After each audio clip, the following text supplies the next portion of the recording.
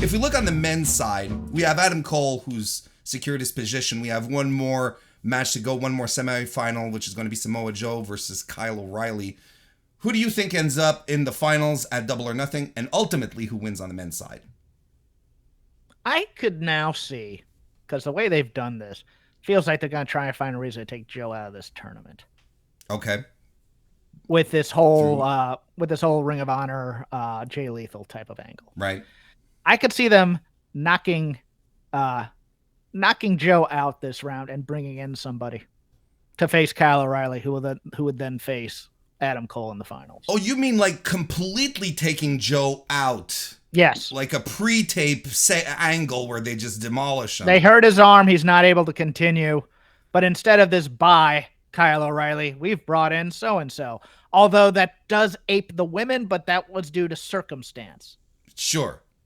Okay. You know, overall, though, I mean, if they don't do it that way, it has to be Joe and Adam Cole, and Adam Cole's probably going to win because Joe has a bad arm.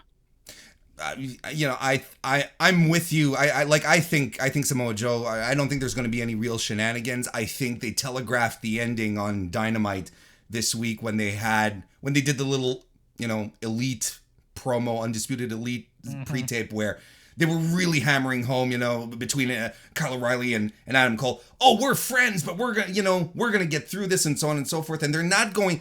This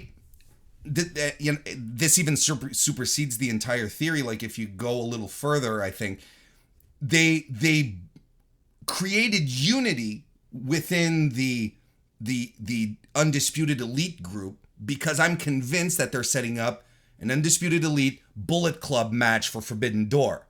So you can't have dissension in the ranks if you want to look strong, right, heading in later to fight another faction, right?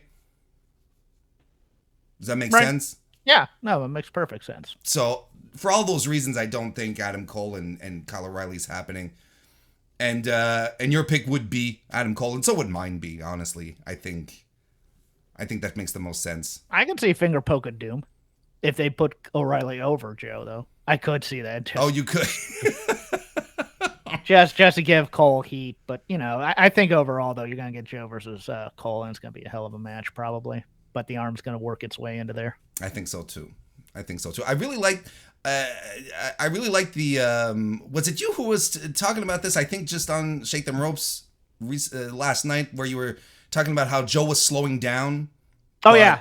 He feels like for old school fans, Wahoo McDaniel. Yeah, exactly. Yeah, exactly. In NWA, where he just this old grizzled guy who could just smack the hell out of you, but you felt it was real, and it's like, oh shit, that guy's in for a long night there with Joe.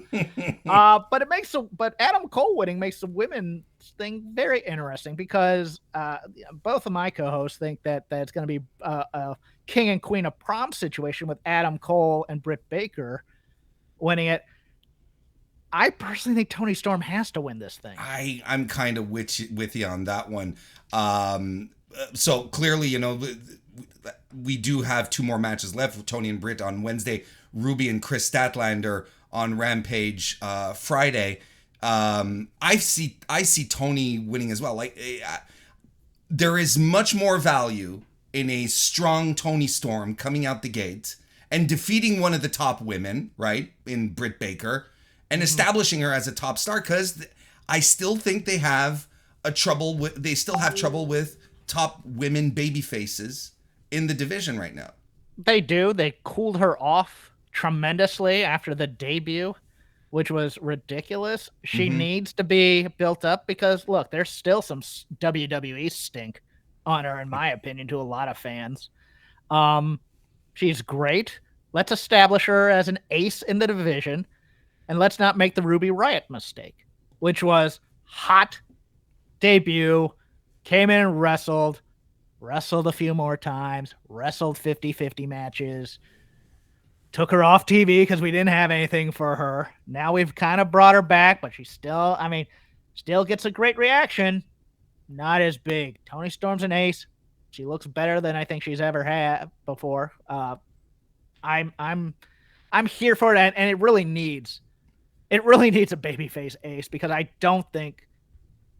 unfortunately, I don't think Thunder Rosa is it. I think she's good. I think her promos are sort of lacking somewhat. I think Tony's having some issues with promos too. Don't get me wrong. And those vignettes have been terrible. They've been bad. They've all been cringe. And I think somebody needs to be able to verbally get one over on Britt Baker. And I think right now Toni Storm is your choice, barring someone out there that I'm not thinking of. I think so too. Who do you think she faces, Ruby Soho or Chris Statlander? That's interesting because, well, here's why. Because I didn't think Statlander did any favors for herself in those vignettes with Red Velvet. It's so weird because it's like, man, this alien character stinks because it's all, playfulness and ironic wrestling and all that other stuff. And we want her to be more serious. And then we rebrand her as more serious and she's dull. Mm-hmm. I mean, this is nothing against her talent, but watch her on screen and watch her in interview type of segments and watch her mannerisms and watch her emotion. She's bland and she's not putting any real emotion into her interviews, the little interview time she gets. She's not really reacting to any stimulus from other people, like when Red Velvet came out there. Mm-hmm. She is vanilla as hell. But your choice would normally be here. Well, we've just rebranded this person. Let's put Chris Statlander over Ruby Riott. I think Ruby could get over here, but that would make it interesting for her in the finals. Then you'd have to put her all the way, I think. I think, yeah. I mean, it's part of the problem, right? That the women's division, the women's division is very in there. It's very top heavy. You know what I mean? Yeah. No, it's not. That's the problem. I think it is.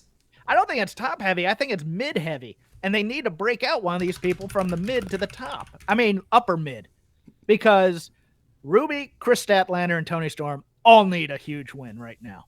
All of them to go to that next Britt Baker carrying the division. And even Thunder Rosa. In this division, I have the top three right now are Britt, Thunder, and Jade, quite frankly, and everybody else is just kind of looking for spots, quite frankly. And, albeit none of the talking is getting over quite well because Britt has a Charlotte problem in her booking quite a bit, is that nobody can get one over on Britt Baker quite a bit. But, I could see any three of Tony, Ruby, or Chris getting the wins. And you can make a case for all of them. I'm on this side of the bracket. Man. Statlander. I'm going with Statlander. I'd go with Statlander too. I think it's the fresher match. You know what I mean? And that's interesting in and about itself. If that's how I'd book it, just for myself, I'd put these two in just because. Who would you put? Who would you put Statlander against who? Tony? Against Tony. Okay. Oh yeah.